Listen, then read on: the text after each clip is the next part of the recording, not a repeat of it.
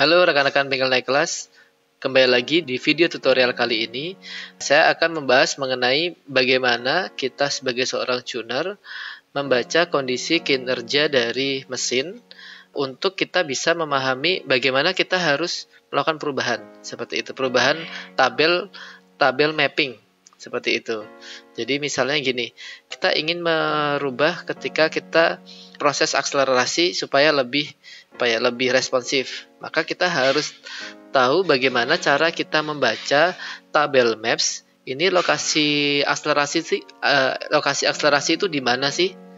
Dan lokasi misalnya idle, lokasi cruising atau lokasi full throttle itu di mana, sehingga kita bisa tahu persis kalau kita mau mendapatkan perubahan seperti ini, maka di area mana dari tabel maps yang harus kita rubah.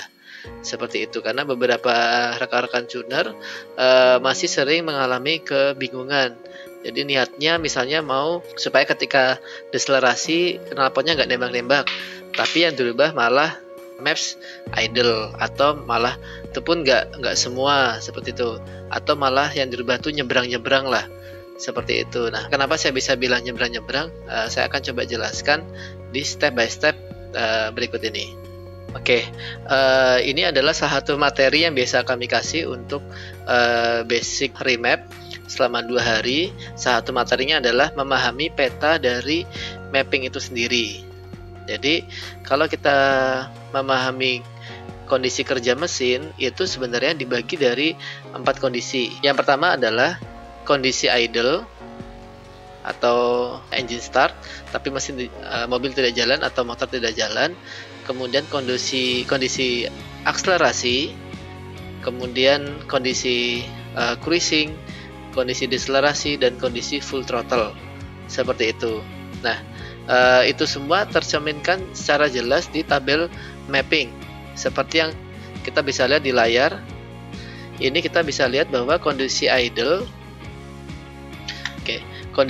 itu dari rentang RPM. Contoh ini adalah 400 sampai 1200, dan kalau kita lihat tabel vertikal ini adalah MAP atau manifold absolute pressure, atau tekanan udara yang masuk ke dalam throttle body. Itu di rentang ini dari 50 pada RPM 400 sampai maksimal di 80 lah, 80% dari jumlah udara maksimal dari map pressure itu adalah rentang idle. Seperti itu. Di sini kita juga bisa lihat ada tabel-tabel yang kita tidak perlu dirubah sebenarnya, karena kondisi ini sangat jarang sekali tercapai. Kemudian ada juga kondisi deselerasi, di mana saat kita engine brake atau perpindahan gigi untuk mobil manual atau motor manual, ketika kita pindah gigi, kita harus tutup gas full terlebih dahulu, baru kita perpindahan gigi, seperti itu. Kemudian ada kondisi cruising. Kondisi cruising ini ketika kita misalnya di jalan tol di kecepatan konstan, dengan kita bisa lihat dengan rentang RPM tertentu, dengan jumlah udara yang di range cruising, seperti itu. Nggak lagi ngebut, tapi kondisi menjaga kestabilan kecepatan.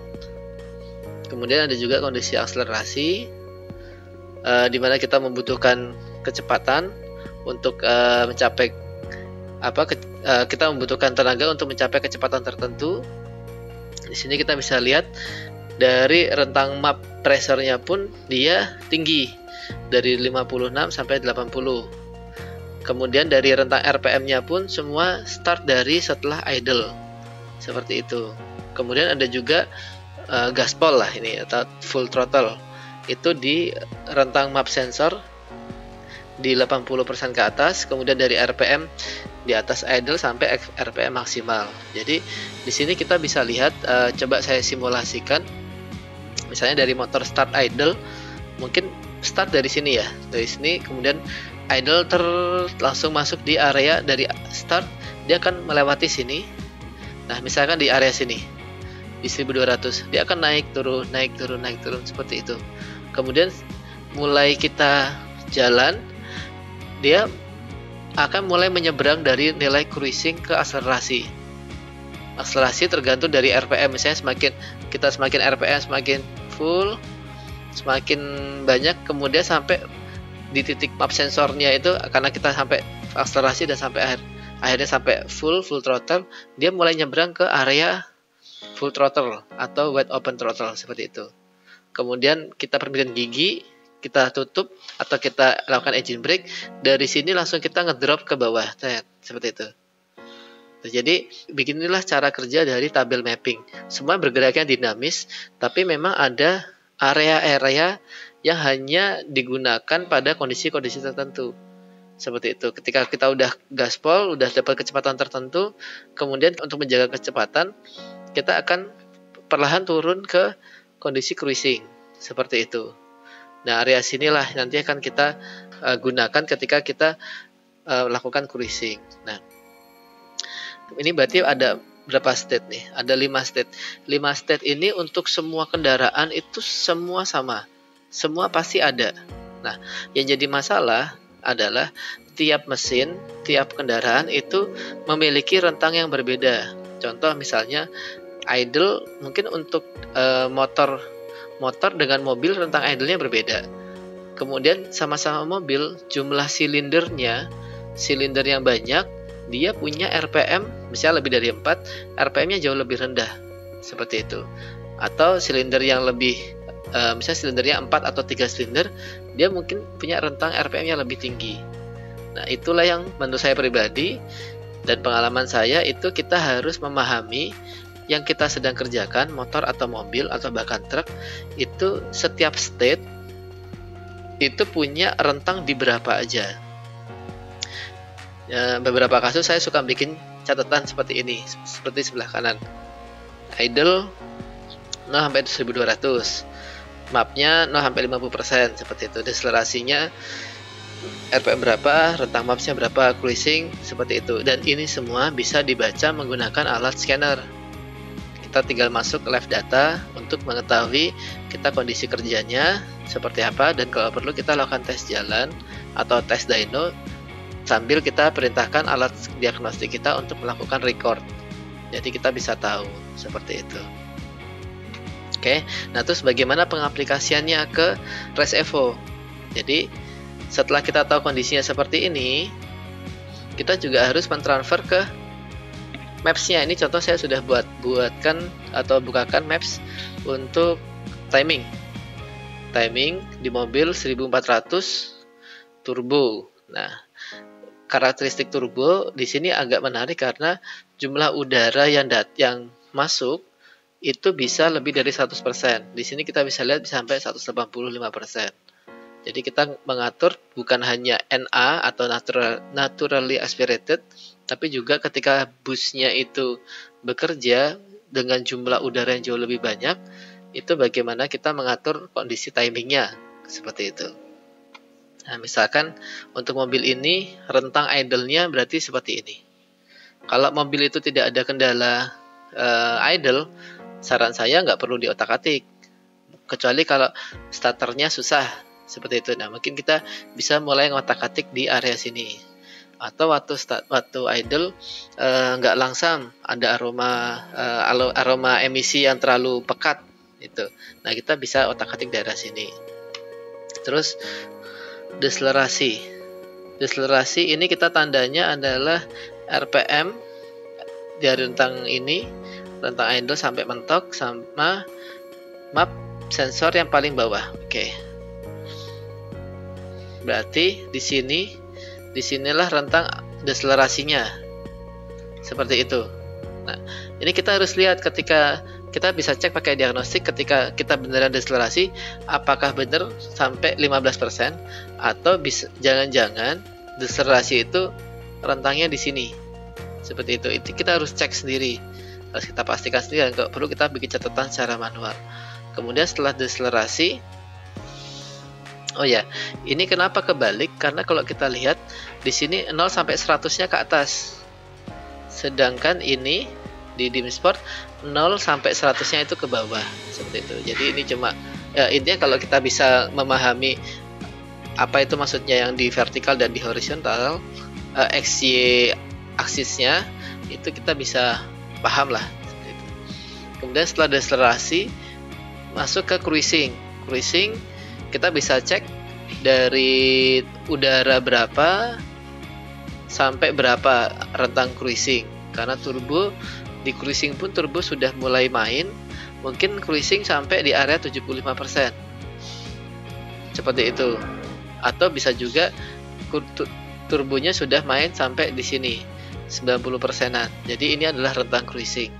Kemudian habis cruising ada rentang akselerasi, misalkan di sini 2 terakhir, dan sini adalah rentang full throttle. Kemudian kita kembalikan ke kondisi yang mau kita rubah. Misalnya kita mau rubah apanya nih? Apakah akselerasinya, atau cruisingnya, atau full throttle-nya? Seperti itu. Misalnya kita mau rubah akselerasinya, mungkin kita bisa fokuskan dari sini. Seperti itu.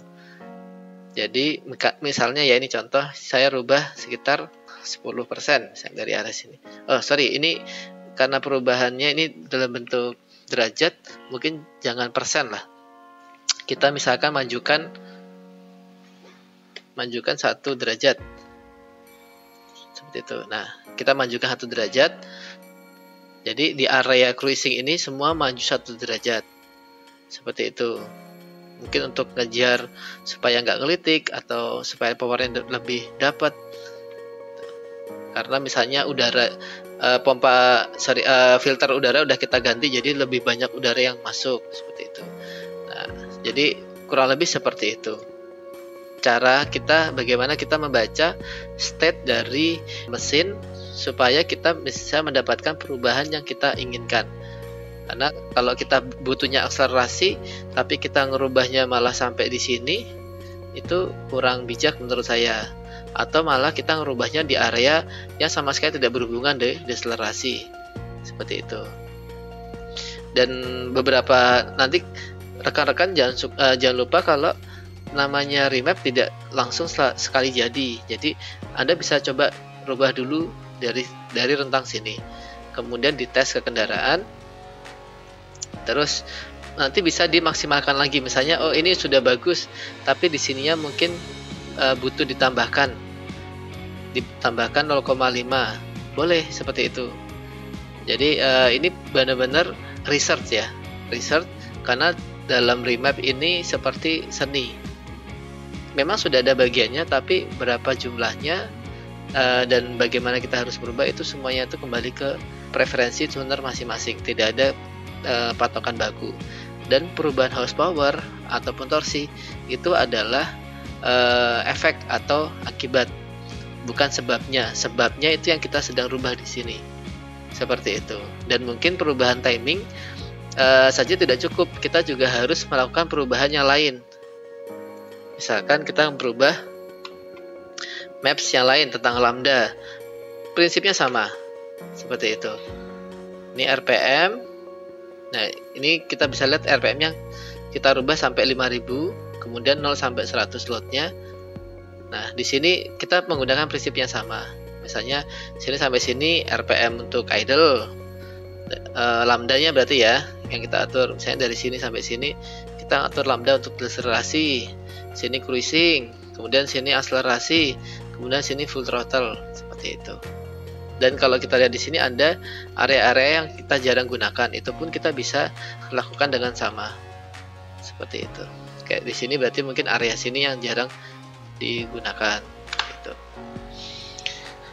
Oke, sekian video tutorial kali ini. Semoga video ini bisa membantu rekan-rekan tuner yang selama ini masih kebingungan untuk di bagian mana saya harus melakukan perubahan ketika saya mau melakukan atau mendapatkan hasil seperti ini gitu. Jadi mudah-mudahan ini cukup membantu dan bisa dicoba dan langsung dites, hasilnya pasti akan kerasa langsung.